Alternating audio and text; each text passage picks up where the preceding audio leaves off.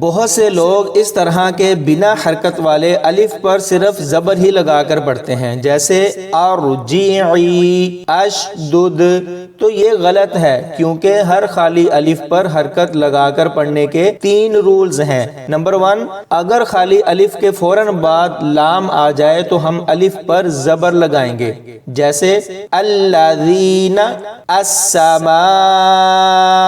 Number 2، اگر خالی الف کے بعد لام نہ ہو تو ہم اس لفظ کا تیسرا حرف دیکھیں گے، اگر اس پر زبر ہو یا زیر ہو، چاہے زبر ہو یا زیر ہو، تو ہم خالی الف پر زیر ہی لگائیں گے، جیسے کہ اجتباہ، ارجعی۔ نمبر 3، اگر تیسرے حرف پر پیش ہو تو خالی الف پر پیش لگائیں گے، جیسے اشدد، ادخلوها۔